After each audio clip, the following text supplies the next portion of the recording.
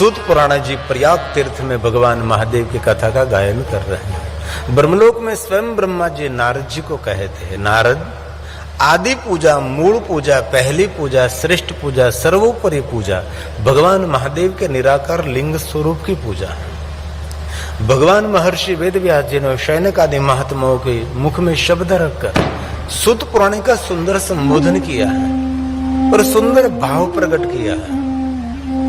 कथा सुनने वाले सभी श्रोता जो ऋषि मुनि हैं वो कथा कह रहे हैं, सूत पुराण को आशीर्वाद दे रहे हैं, चिरंजीव धन्य स्तम शिव भक्तिमान, आप महादेव के भक्त हैं, आप धन्य हैं, आपका जीवन बहुत लंबा सुरक्षित रहे।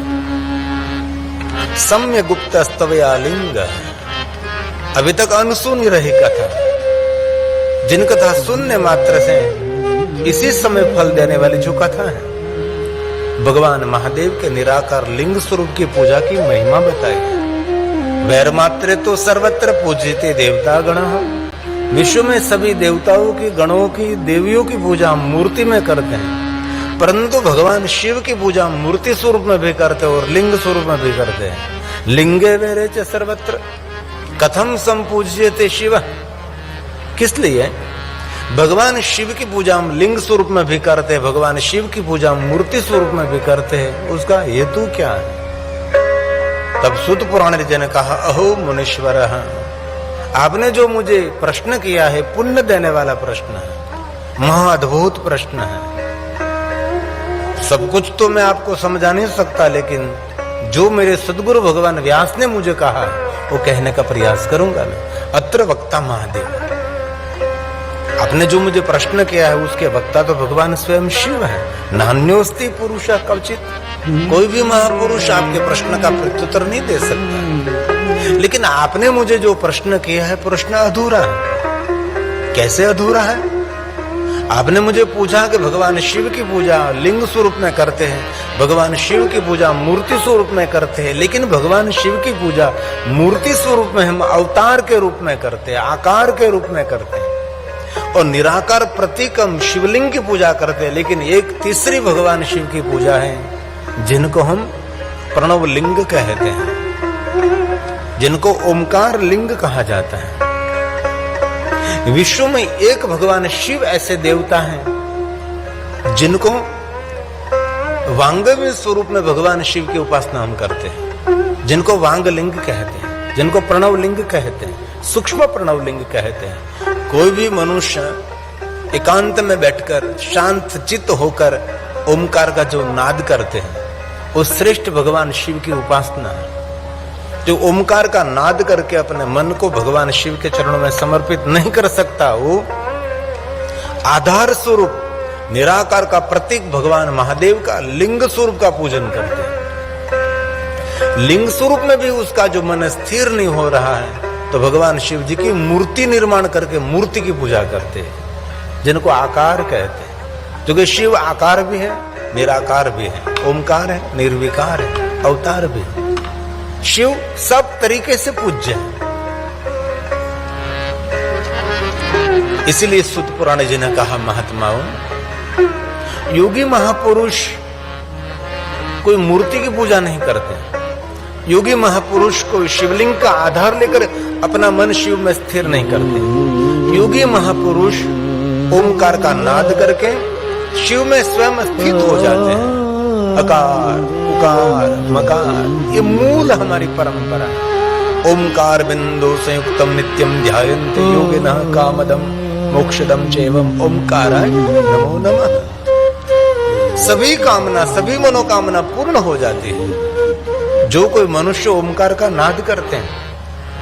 इसलिए जीवन में से बहुत जीवन व्यस्त है, लेकिन जीवन को सार्थक करना है तो प्रातःकाल ब्रह्म मुहूर्त में थोड़ा सा जल्दी उठ जाइए और ओमकार का नाद करें। आपका स्वास्थ्य भी रहेगा, आपकी मन की एकदम आह्लादितता, प्रफुल्लितता रहेगी, मन प्रसन्न रहेगा, चित्त आपका भगवान में स्थिर है। ये मूल परंपरा है, ये योगी महापुरुषों की परंपरा है।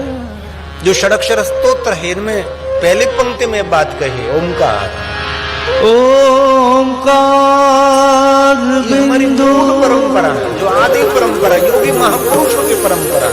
ओंकार बिंदु संयुक्तं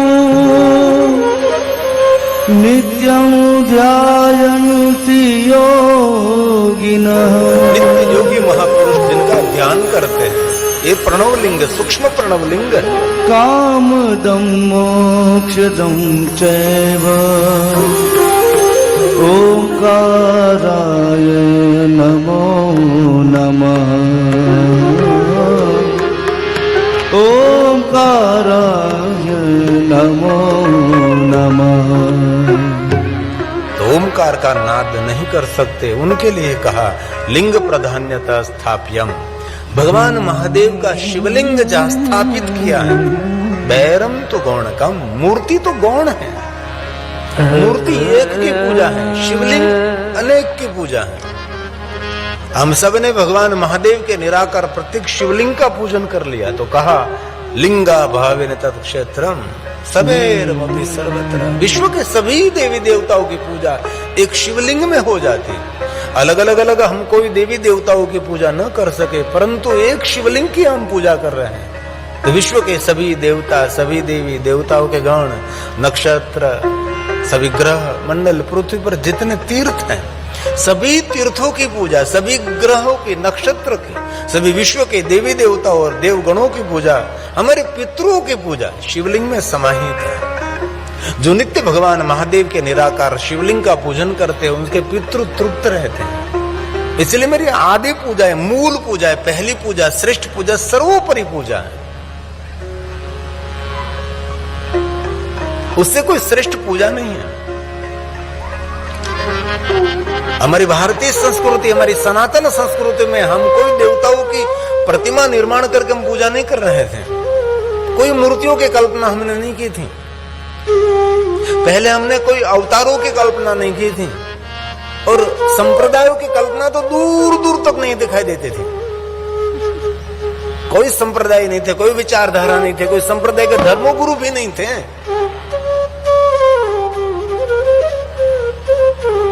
कोई अवतार परंपरा नहीं थी, कोई मूर्तियों की हमने कल्पना नहीं की थी। तब हम सब निराकार शिवलिंग का ही पूजन करते थे। इसलिए पूरे भारत देश में सभी स्थानों पर भगवान महादेव के प्राचीन लिंग स्वरूप है। भारत का कोई शहर, भारत का कोई गांव ऐसा नहीं, पूरा सागर का किनारा, सभी नदियों के तट पर भगवान महादेव की शिवलिंग है। संख्या न विद्यते, इतने भगवान महादेव के शिवलिंग हैं। इनमें से बहुत सारे शिवलिंग स्वयंभू हैं, बहुत सारे शिवलिंग उपलिंग हैं, और बहुत सारे शिवलिंग ज्योतिर्लिंग हैं। और कल भी हमने कहा था ज्योतिर्लिंग 12 नहीं है, 100 करोड़ ज्योतिर्लिंगों की महिमा है। लेकिन इनमें से प्रधान और मुख्यानी 12 ज्योतिर्लिंग है। इनमें से बहुत भाग्यवान और पुण्यवान जीवात्मान है। 12 ज्योतिर्लिंग की यात्रा भी की होगी, बहुत इसमें भाग्यवान हो गए, जीवन को कृतार्थ किया होगा, जीवन को धन्य बनाया होगा। 12 ज्योतिर्लिंग की यात्रा, और हम सभी कितने भाग्यवान हैं। गुजराती के प्रथम ज्योतिर्लिंग हमारे गुजरात में है, पर प्रथम ज्योतिर्लिंग सौराष्ट्र की धरा पर है। हम कभी दूर दूर जाते हैं तो वही कहते हैं कहां से आ रहे हैं, तो जहां प्रथम ज्योतिर्लिंग है वहां से हम आ रहे हैं, हम सौराष्ट्र से आ रहे हैं। हमारे गुजरातियों के गौरव की बात है कि पहला ज्योतिर्लिंग हमारे गुजरात में है। इसलिए आप सभी से और कोई स्तोत्र का पाठ न हो सके, और कोई पूजा अर्चन महादेव के न हो सके, तो सुबह में आंख खोलती बिस्तर में ही 12 ज्योतिर्लिंग को याद करें। ज्योतिर्लिंग को याद करने से हृदय में परमात्मा के प्रति प्रकाश का दीप प्रज्वलित रहता है। इसलिए हम ज्योतिर्लिंग को याद करते हैं। ज्योति मतलब दीप, दीप मतलब प्रकाश। अज्ञान रूपी अंधकार जीवन में कभी प्रवेश नहीं करेगा। इसलिए बहुत दिल से मैं कहता हूं 12 ज्योतिर्लिंग हम सभी को कंठस्थ होना चाहिए। अरे आपके बच्चों को भी 12 ज्योतिर्लिंग कंठस्थ कराइए। स्वाध्याय परिवार ने बहुत बड़ा कार्य किया है।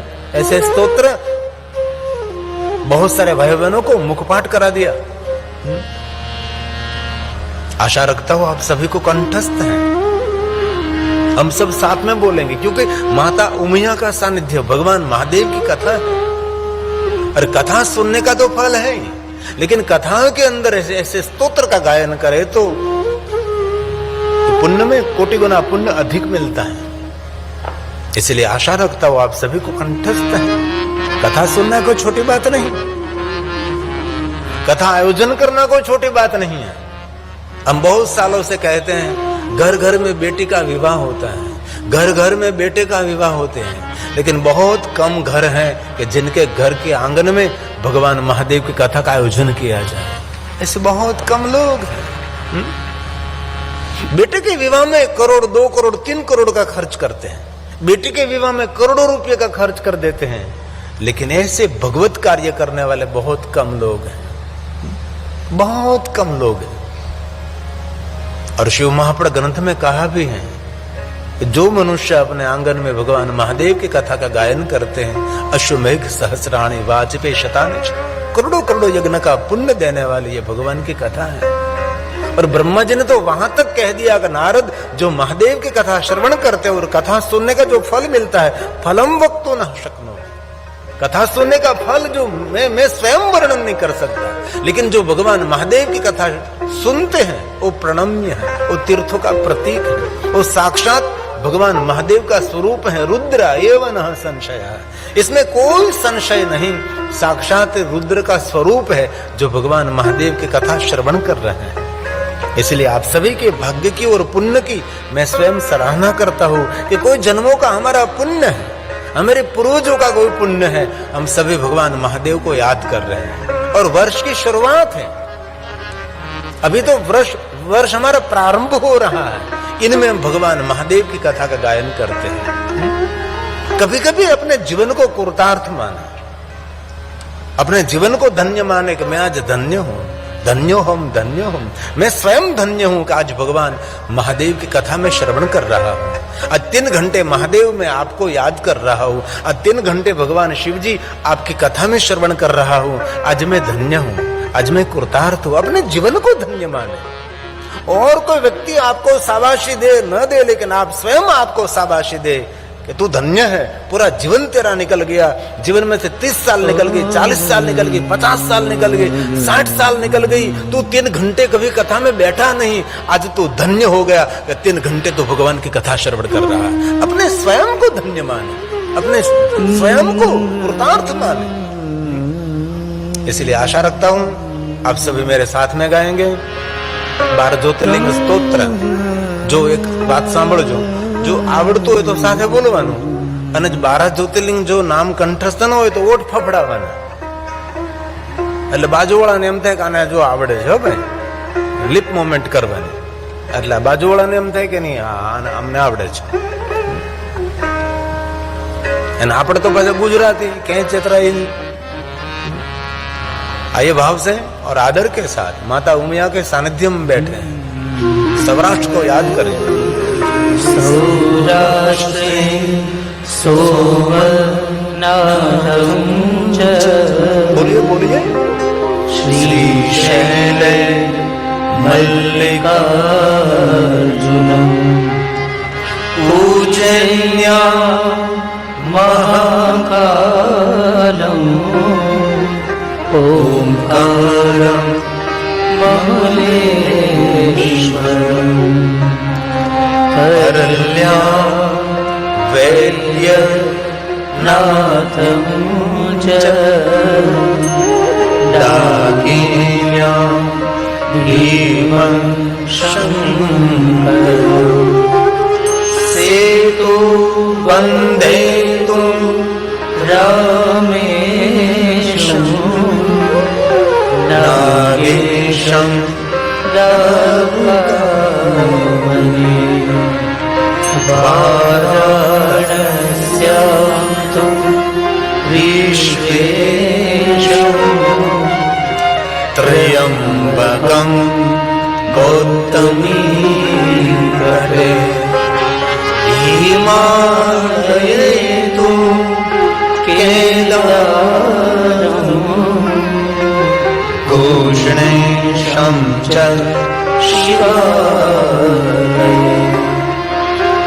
एतानि ज्योतिर्लिङ्गानि